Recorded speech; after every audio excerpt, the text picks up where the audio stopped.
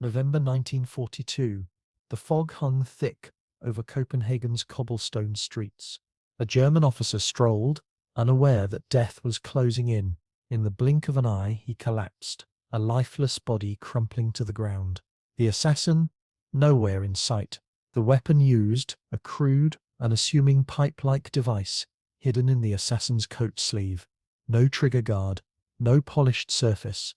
The most ordinary object turned deadly. This plain pipe was the British weapon that terrified Nazi soldiers and collaborators across Europe. It wasn't designed to win battles in the traditional sense, but rather to wage a different kind of war, one fought in shadows, where every shot counted, and silence was golden. The weapon's name, the well rod. It didn't look like much, but it was the deadliest silent killer of WWA. While conventional weapons blared their existence, the well rod whispered its deadly intent, striking at targets without a trace. The quietest firearm of the entire war, it allowed resistance fighters to carry out covert missions with precision and anonymity. At the heart of the British struggle in occupied Europe was the Special Operations Executive, SOE, tasked by Winston Churchill with creating chaos behind enemy lines. By 1941, agents were infiltrating Nazi-occupied territories. Resistance networks were being built. Sabotage plans were in motion. But a major challenge arose. How could an agent eliminate a target in the heart of enemy territory without alerting every soldier within miles? The solution at that point was primitive. Knives required close-range combat. Garrotes demanded perfect positioning and a strength advantage. Poison was slow, unreliable, and left time for escape. What the SOE needed was something stealthier, a firearm capable of killing in silence, a weapon so small it could disappear into clothing, and one that couldn't fail under pressure. Existing suppressed firearms were far from ideal. The suppressed Sten gun, for example, might mute the crack of gunfire, but at 30 dB, it was like a jackhammer in comparison to the stealth required for these operations. Standard suppressor pistols, even when fitted, only reduced sound to 220 dB, still loud enough to alarm anyone within earshot. A new weapon was needed, one that could work without a sound that would travel for miles. To solve this problem, a small, elite team of engineers at the Inter-Services Research Bureau in Welwyn Garden City was tasked with designing a weapon that would answer these needs. Lead designer Major Hugh Reeves, along with his team, approached the problem from an entirely fresh perspective.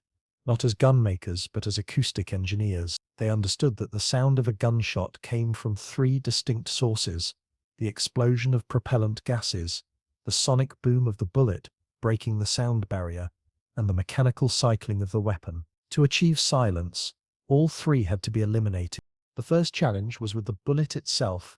Standard 9mm rounds traveled at a speed of about 350 meters, well above the speed of sound, which is 30-43 meters. This meant every shot would inevitably create a telltale sonic crack. The team's solution: simply reduce the propellant charge to lower the muzzle velocity of the bullet to about 190 meters, keeping it subsonic and eliminating the sonic boom. The second challenge was the mechanical noise produced by semi-automatic pistols. Most guns make a noise when the slide cycles, ejecting spent cases and chambering the next round. The well rod avoided this issue by using a bolt-action mechanism. This mechanism, while slower than a semi-automatic, produced no mechanical sound, virtually eliminating any noise other than the shot itself. The final hurdle was the sound of the propellant gases. When a bullet leaves the barrel, the expanding gases create an explosive sound. The well rod solved this by integrating the suppressor into the weapon itself. Instead of being an added attachment, the suppressor was the weapon. The entire front of the well rod was made up of a series of baffles and expansion chambers. When fired, the gases entered these chambers and expanded gradually, cooling and slowing before being released into the atmosphere. The result was incredible. Where a standard 9mm pistol could reach a deafening 160 dB, the well rod produced just 73 dB, the same sound as a car door closing. The effect was even more dramatic at distances of 10 meters or more, where the noise became indistinguishable from the normal urban hum. Production began in late 1942 with an estimated 2,800 to 14,000 units being manufactured. However, the secrecy surrounding the project meant that the true numbers will never be known. Early operational use began in 1943, and the well rod quickly gained a reputation among resistance fighters. In France, members of the Maquis used the well rod for executive actions, targeting German officers and collaborators. The weapon was so quiet that it allowed agents to carry out assassinations in public places where the crack of a normal gunshot would have alerted the entire area. One famous incident involved a target being eliminated in a crowded Paris cafe. The assassin walked through a room full of people, none of whom realized what had just happened until the body was discovered. In Denmark, the Holger Danske resistance group utilized the well rod to take out key Nazi targets. The silence it provided allowed these operations to be carried out during the day in urban areas where gunfire would have been suicide. In Norway, SOE agents used it during sabotage operations to eliminate guards without alerting nearby patrols. The psychological impact on German forces was profound. The absence of gunfire didn't mean safety. It meant anyone could be the next target. The weapon's success in intimidating both German soldiers and potential collaborators was undeniable. Resistance fighters could operate freely, knowing that the weapon they wielded wouldn't alert a single enemy soldier. While the well rod stood out in terms of effectiveness, it wasn't without its limitations. The suppressor's design meant it had a finite lifespan.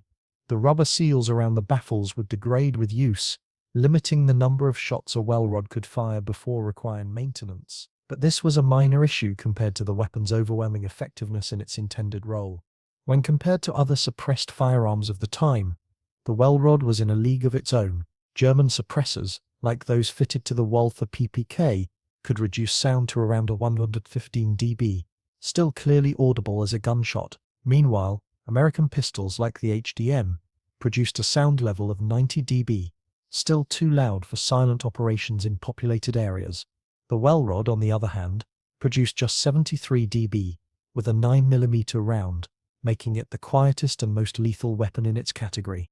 In the grim calculations of silent warfare, the well rod was unmatched. After the war, the well rod remained a closely guarded secret. Its design and functionality were never fully revealed to the public.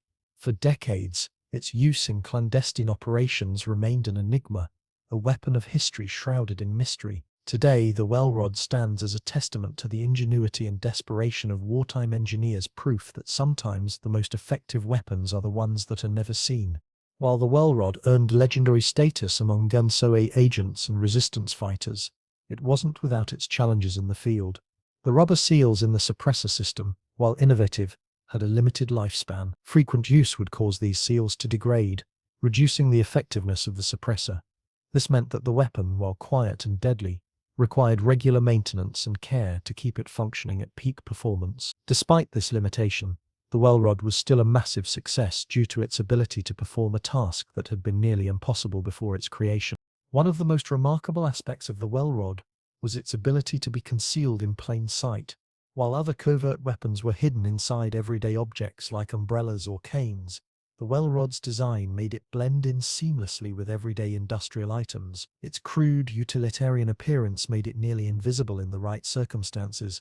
Resistance fighters could carry it in a coat sleeve, tucked under their arm, or hidden inside a bag without arousing suspicion. Its minimalist design, devoid of any extraneous features like a traditional trigger guard or fancy sights, made it look like an ordinary piece of metal piping, a far cry from the sleek and elegant guns that were the norm for the time. This simplicity, though, was also its strength. Unlike many other firearms, the well rod was designed for no other purpose than close-range assassination. There were no superfluous parts or features.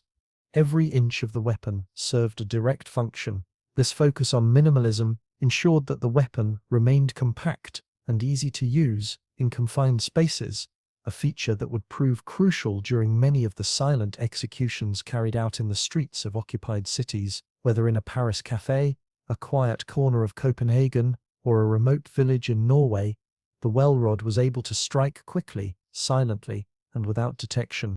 The psychological warfare it waged was just as important as the physical destruction it caused. German officers, Gestapo informants, and collaborators began to fear the silence as much as the presence of the resistance itself. Unlike conventional weapons which might give a soldier time to react, the well rod offered no such warning.